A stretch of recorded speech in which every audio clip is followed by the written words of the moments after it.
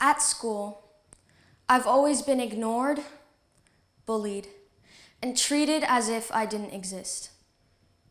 I was never accepted for who I am. I had no social life and was extremely unhappy. When I spoke to teachers about this, they did nothing. In grade 7, I wrote a poem about not being accepted for who I am and read it out loud in front of the entire school. People were moved to tears, but still, nothing was done. Just before going to high school, I stood in front of the entire school again and spoke about the psychological impacts bullying has and what Greenstone could do to stop it. I challenged the school to implement an initiative I started called I Stand Up, where the school would encourage people to stand up against bullying and recognize kids who stood up for others. Again, people were moved, but nothing was done. So, when you continue to be ignored, eventually you stop trying. My voice was not heard, and the only thing I could do was just smile and say, "I'm doing great, thank you." School was not a safe place for me. The only thing which made me feel better was music, but my musical creativity was not supported at school. So, I looked for ways to find music outside of school. I met amazing Indonesian musicians who gave me opportunities I could never even dream of. Then, I met Pete, a drummer from the UK who has worked with artists such as Amy Winehouse, Adele, and Jessie J. I also met Luke, who was the producer of George Michael and many others. Later, I met even more amazing musicians from the UK such as Omar, who is known as the founder of Neo Soul and has worked with artists such as Erykah Badu and Stevie Wonder. I stayed in touch with all of them, and it especially clicked with Pete. He was always there for me when I needed help with music or someone to talk to. Over the years, he became my best friend. But at school, I was still extremely unhappy, and it got worse every day. School was not a safe place for me.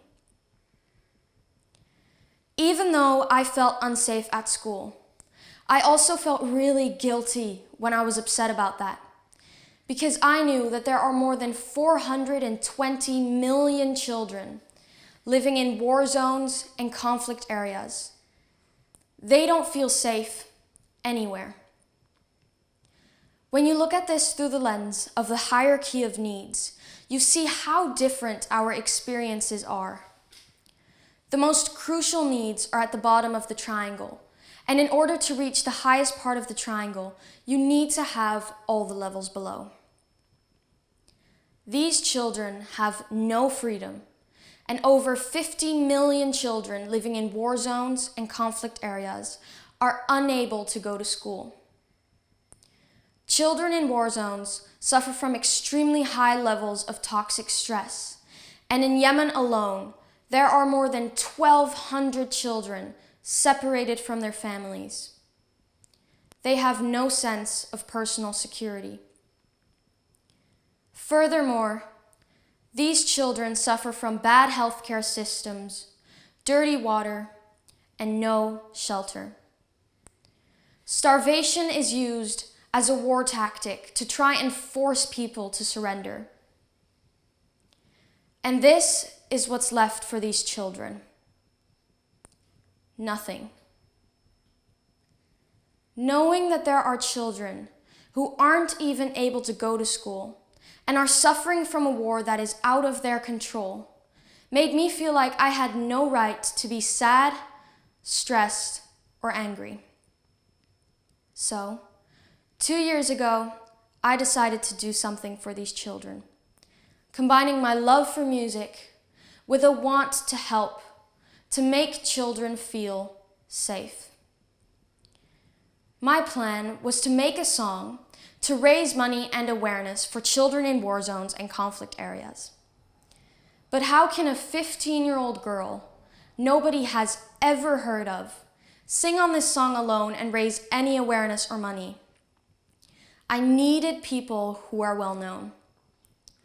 I wanted to make a song and record that song with different famous artists to raise money for an organization called War Child, which helps children in war zones and conflict areas. War Child has won many transparency awards, and last year they helped more than 375,000 children in countries such as Sudan, Colombia, Afghanistan, Yemen, and more. Straight away, I emailed back and forth with War Child Holland and War Child UK. Since I wanted really well-known artists to sing and play on this song, and since the profits would go to War Child, I needed legal advice on how to set this all up correctly. They were very supportive of my idea, but they didn't have the manpower to help me. That didn't stop me. I reached out to a lawyer in the UK who has worked for Sony Music. I explained my project and he sent me a very kind response back. Not only did he give me some legal advice, but he was also willing to help me reach out to some of the artists he had connections to, such as Sam Smith, the global ambassador of War Child. We stayed in touch and exchanged emails almost every week. After calling my friends in the UK to tell them about my project, they were very enthusiastic. Pete invited me to come to London to record my song in his studio. This was something to really look forward to, but it was still a very long way ahead, and I had to focus on my current steps. I had no budget, almost no experience, and I did not have a big network. So I started contacting singers and musicians. Often there was no response, and if there was, mostly people said that they didn't have the time or couldn't commit to a project at the moment. But I wasn't going to let that bring me down. Whilst I continued reaching out, I started working on the lyrics of my song. After a lot of deleting and starting over again, finally there were lyrics on my piece of paper that I was happy with. Once the lyrics were done, I started playing around with melodies and chords on my piano and guitar, and later recorded the vocals and the basic outline of the music. Then I sent it over to Pete, Luke, and Omar. They really liked my demo and told me that they thought that the lyrics had a powerful message. Slowly, things were starting to come together. I was getting in touch with more and more amazing musicians, and it was finally starting to come together.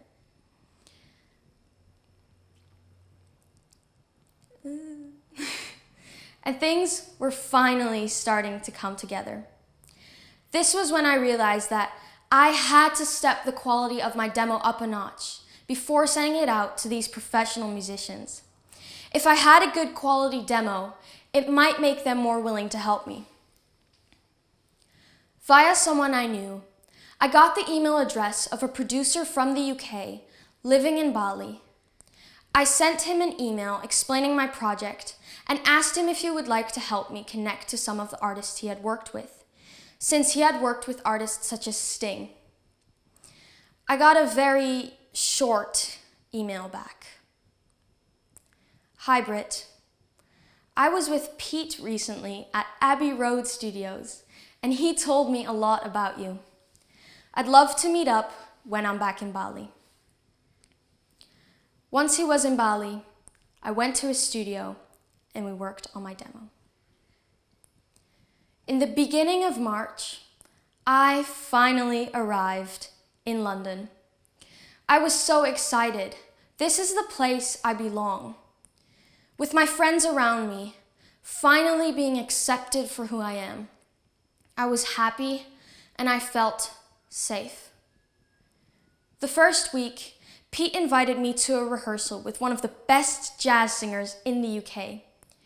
The rehearsal studio turned out to be the studio where Amy Winehouse always rehearsed. I walked in, and I saw all these records, CDs, and thank you letters from Michael Jackson, Stevie Wonder, Tina Turner, Elton John, and so many artists who I've always looked up to. During the rehearsal, all I did was sit on the floor in between all the instruments, look around at what everyone was doing, and listen. I was finally with my friends who are also really passionate about music. I was happy and I felt safe. Over the next few days, Pete and I spoke about my project, and he was telling me stories of when he would be rehearsing with Jessie J and playing with Shaka Khan.